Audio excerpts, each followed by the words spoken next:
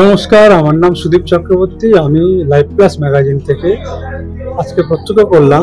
আমি এই চাইনি বলে একটি থিয়েটার, আর আমার সামনে রয়েছেন নবকুমার ব্যানার্জি, ইনি নির্দেশক, বেহালা বাতায়ন।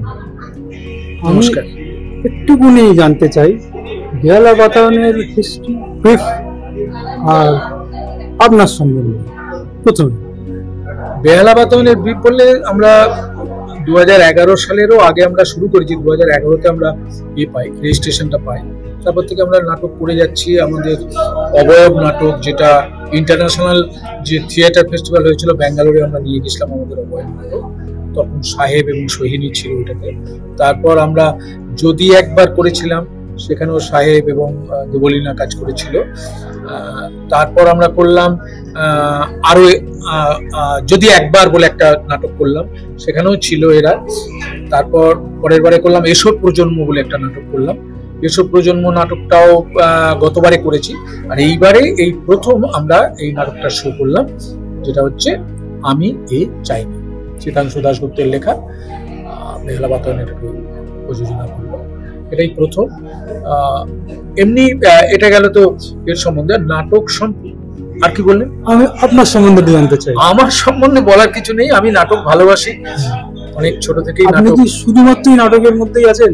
না না, আমি আমি আমি না, আমি ওই রেডিও ফেডিও ওইগুলো আমি তো করি না, আমাকে কেউ দেয়নি। কিন্তু সিরিয়ালে বা অন্যান্য জায়গায় চান্স পেয়েছি, কিন্তু ওখানে যেভাবে টাইম দিতে হয় ওই টাইমটা দিলে আমার নাটকটা হবে না।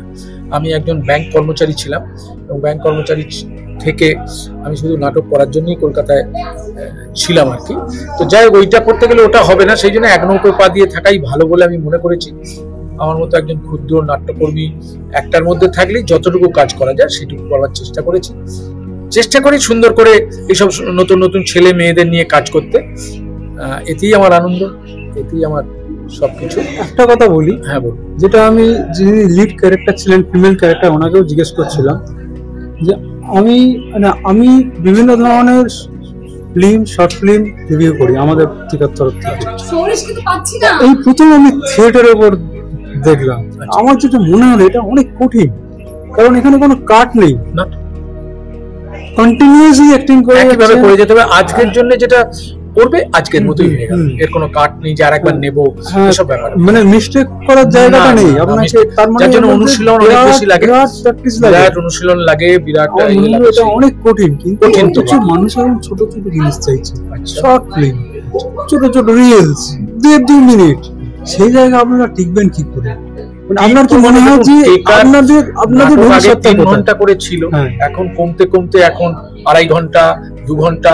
ওই জন্য আমরাও কমিয়ে এনেছি নাটককে। আমরা এখানে 1 ঘন্টা 40 মিনিট 10 মিনিটের বিরতি নিয়ে এই আমাদের এই নাটকটা ছিল। কিন্তু কমানো বললেই তো হয় না, যা আমি বলতে চাইছি সেটা বলতে গেলে যে সময়টা তাকে দিতে হবে সেটা দিতে হবে। না, আমি বলছি তাদের সঙ্গে কম্পিটিশনটা পারা যাবে না। ওদের মতো ওরা, আমাদের মতো আমরা। শুধু আমাদের একটাই জিনিস, সেটা হচ্ছে যেটা করব খুব অনেস্টলি করব, মানে যেটা করতে চাই সেটা সত্য বোধে করতে চাই। এটা আমি করতে চাই। আপনার আজকে মুড খারাপ বলে না করতে পারবেন না, আপনার ডেট থাকলে আপনার সব ছেড়ে দিয়ে পুরো চরিত্রে ঢুকে আসতে হবে। আমি সেটাই ফলো করলাম যে আপনি কি অবস্থায় আছেন না আছেন, আজকে আমার অবস্থা কি আছে, বাড়ির অবস্থা কি না, ওগুলো কোনো আজকের জন্য প্যাকআপ হয়ে গেল এইসব ব্যাপার না। আপনাকে কন্টিনিউয়াসলি 1-1.5 ঘন্টার মতো আপনাকে কাজ করে যেতে হবে, এবং একটা শটই ওকে করতে হবে। আজকে যা হয়ে উঠবে সেটা মনে হলো ভীষণ কঠিন। আর আমি এসেছিলাম অ্যাজ এ মিডিয়া, আমার ফটো তুলছিলাম যে আমি ঠিক আছে আমি এটা রিভিউ করবো, কিন্তু কথা হচ্ছে আমার কাছে খুব কঠিন হয়ে যাচ্ছিল, কারণ কি আমি ওটার মধ্যে জমে যাচ্ছিলাম। আমি মিডিয়ায় থাকতে পারছি না, কারণ দর্শক হয়ে যাচ্ছি। এত জিনিসটার মধ্যে ইনভলভ হয়ে যাচ্ছে এবং গল্পটা এত সুন্দর লাগছে। ভালো লেগেছে আপনার? অত্যন্ত ভালো লেগেছে। ওই আশীর্বাদটা করলেই হবে, ওই শুভেচ্ছাটা দিলেই হবে।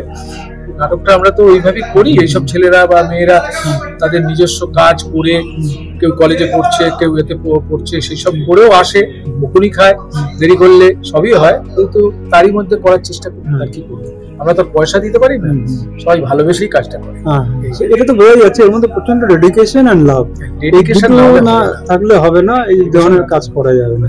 আর আপনাদের ভবিষ্যৎ কাজটা কি, ভবিষ্যৎ কি করছে? ভবিষ্যৎ মানে আবার পরে একটা নাটক আমরা ছোট মা বলে একটা স্ক্রিপ্ট লেখা হয়েছে, আচ্ছা, সেইটা নিয়ে আমরা একটু কাজ তা করি। এবার একটা কথা বলি যে এই এতদিন ধরে প্র্যাকটিস করলেন, করে আজকে একটা মঞ্চস্থ করলেন, ঠিক আছে, ব্যাস এই একটা দুটোই মঞ্চস্থ করবেন কি? একটা দুটো মঞ্চস্থ করার ইচ্ছা শুধু এটা আমি বলে নয়, অনেকেরই থাকে না, হয়তো দুটো তিনটে যে কোনো ভাবে করবার, 5টা 10টা করা, তার সাথে দু একটা কল শো পেয়ে যাওয়া, সেটাকে আরেকটা শো করার মতো। কিন্তু ঘটনাটা কি হয়, যে আজকে ইউনিভার্সিটিতে করতে এসেছি, কটা লোক হয়েছে আপনি দেখেছেন? হুম, ইউনিভার্সিটি একদম বৃষ্টির সময়, তার উপরে খুব কম লোকের উপরই কাজ করতে, কারণ আমরা ওইদিকে কোনো হল পাইনি, আচ্ছা, চেষ্টা করেও পাইনি। হুম, তো এই ব্যাপারগুলো আছে, হলগুলোকে বুক করে নিচ্ছে সবাই, সব ব্যাপারগুলো আছে, আমরা সেই হলগুলোকে পাইও না, যার ফলে এখানে আসতে হয়েছে। এরপর আমাদের 18ই সেপ্টেম্বর একটা, 18ই তখনই আমরা সেপ্টেম্বর, 18ই সেপ্টেম্বর তখন সেপ্টেম্বর। একটা ডেট পেয়েছি, বৃহস্পতিবার, আচ্ছা, ওই দিন আবার করবো না। কোনো দলই বোধহয় চায় না যে দুটো তিনটে শো করেই বন্ধ করে দিই, হুম, হুম, বন্ধ হয়ে যেতে হয় আর কি। হ্যাঁ। মানুষের আসা যাওয়াটা যদি ঠিকঠাক থাকে হ্যাঁ, তাহলে নাটকটাকে চালিয়ে নিয়ে যায়। চালানো দেখছেন তো কত হুম।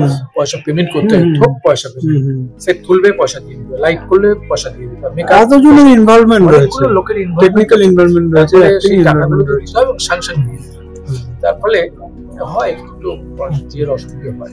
আমি চাইনি এই নাটকের মূল বক্তব্যটা কি? মূল বক্তব্য এইটাই, দেখুন দুটো ক্যারেক্টার তো এখানে মেন, একটা হচ্ছে সন্টু আর একটা হচ্ছে তার বোন অরু। শুধু ওরা দুজন নয়, তার স্বামীকেও দেখুন, প্রত্যেকের মধ্যেই একটা কোথাও জিজ্ঞাসা থেকে যাচ্ছে, সেই এটা চাই না, এইভাবে জীবন কাটাতে চাই না, দুজন আছে। আচ্ছা, কেউই আমরা এটা চাইনি বলেই হয়, আমি এ চাইনি। প্রত্যেককে যদি নিজেকে নিজে প্রশ্ন করা যায়, তাহলে সে বলতেই পারে আমি এটা চাই।